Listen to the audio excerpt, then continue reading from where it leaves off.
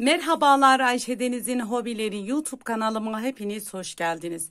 Kanalımdan kucak dolusu selamlar, sevgiler sunuyorum. Evet, yine bir örgü modeli çalışması ile sizlerle birlikteyiz. Bu videomda sizlere bebek örgülerine yakışacak çıtı pıtı güzel bir modelle geldim. Yapımı da bir o kadar kolay bir model. Şöyle arkadaşlar, modelimin yapımı için Nako Elite Baby bebe yünüm var. Şöyle renk kodunu merak eden olursa, rengimiz de hem kız çocuklarına hem erkek çocuklarına gidebilecek güzel tatlı bir rengimiz var. Şöyle arkadaşlar, renk kodumuz bu şekilde. Şiş numaraları, tığ numaraları yazıyor üzerinde. Tabii ki sizler elinize yatkın şişlerde kullanabilirsiniz. Şöyle ben 3,5 numara şiş kullanacağım sizlere modeli anlatırken. Evet, dilerseniz modelimizin yapım aşamalarına geçelim. Şöyle hemen ipimi kenara alayım. İlmekler toplayarak başlayalım arkadaşlar. Evet, hemen şöyle başlıyorum. Bismillahirrahmanirrahim.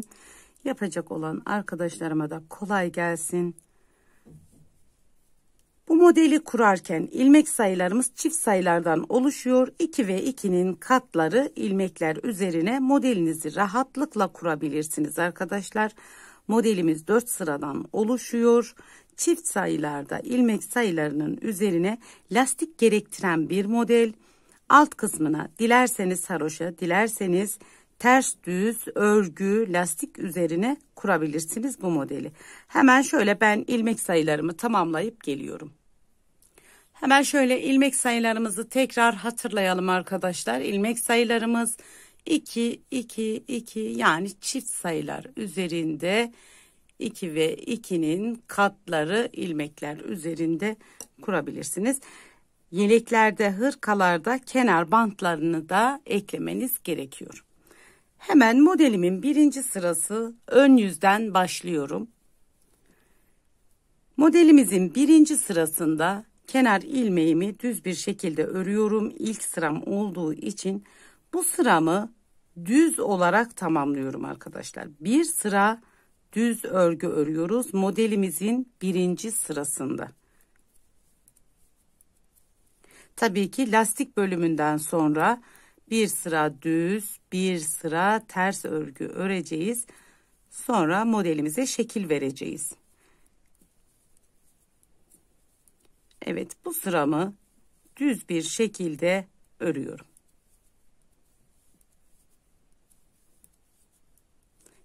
Kenar ilmeğimi de ters örüyorum. Modelimin ikinci sırası arka yüzdeyim. Modelimin ikinci sırasında ise kenar ilmeğimi örmeden aldım. Bir sıra ters örüyorum örgümün arka yüzünde.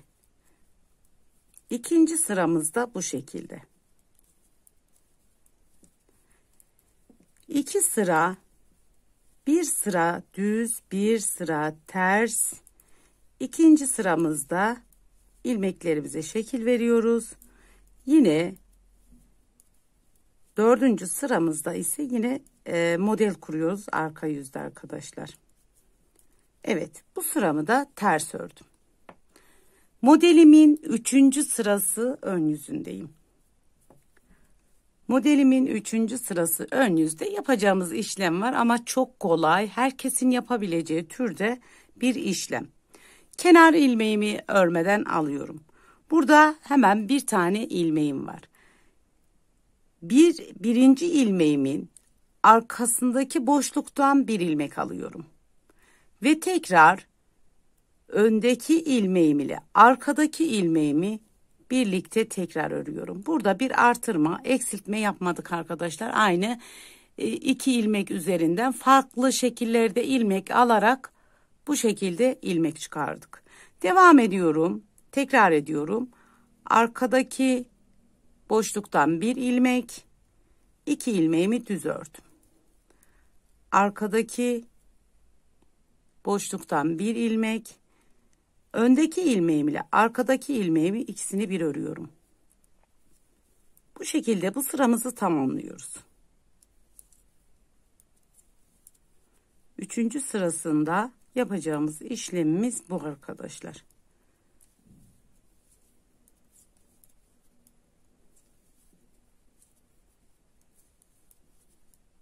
Yine çift sayılarla 2 ilmekler üzerinde kurulan bir örnek.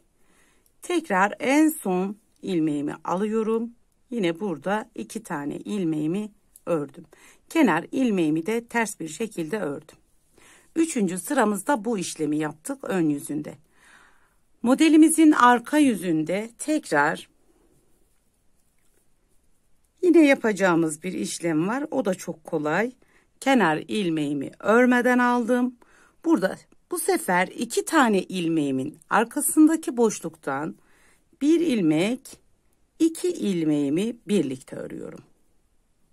Tekrar 2 ilmeğimin arkasından bir ilmek, 2 ilmeğimi düz bir şekilde örüyorum. Modelimin arka yüzünde. 2 ilmeğin arkasındaki boşluktan bir ilmek, 2 ilmeğimi bir örüyorum. Bu sıramızı da bu şekilde yapıyoruz arkadaşlar. Sıra sonuna kadar devam ediyoruz. Tekrar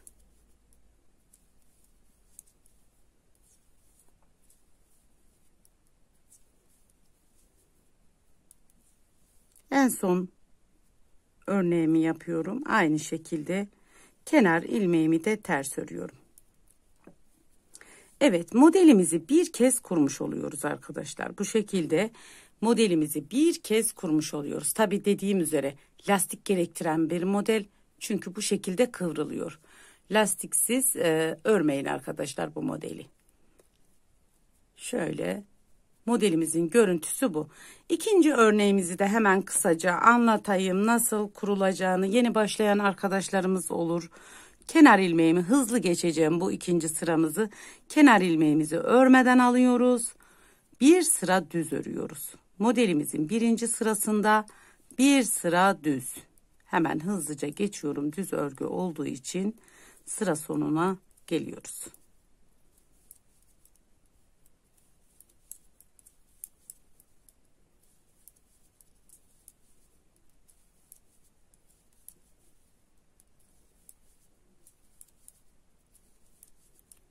Modelimin birinci sırası bir sıra düz. Modelimin arka yüzündeyim. İkinci sıramız bir sıra ters.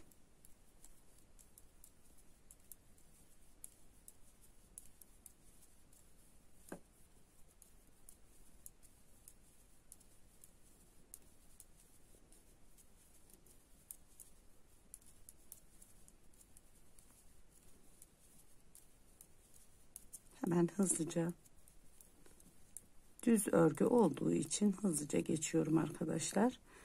Modelimin hemen ikinci örneğim, üçüncü sırası ön yüzde. Yine bir alt sırada üçüncü sırada yapmış olduğumuz işlemi tekrar ediyoruz. Hemen bir ilmek, 2 ilmeği bir alıyoruz.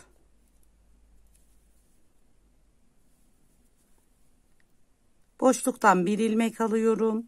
2 ilmeği bir alıyorum. Boşluktan bir ilmek, 2 ilmeği bir. Boşluktan bir ilmek, 2 ilmeği bir. Boşluktan bir ilmek, arkadaki ilmeğimizle birlikte tekrar düz. Bir ilmek, düz. Bir ilmek, düz. 2 ilmeğimizi tekrar bir ilmek, düz. Bir ilmek, ikisini bir örüyoruz. Kenar ilmeğimizi de ters ördük. Bu arada bir de düğüm geldi ipimin bu kısmına. Tekrar devam ediyoruz. Modelimizin arka sırası, son sırası, dördüncü sırasında kenar ilmeğimi örmeden aldım. Bir ilmek, 2 ilmeğin arkasından bir ilmek, 2 ilmeğimi bir düz ördüm. Tekrar bu şekilde. Tekrar bu şekilde. Çok da hızlı ilerleyen bir örnek. Tekrar 2 ilmekten 2 ilmek. 2 ilmekten 2 ilmek. Çok karışıklık olacak bir model değil.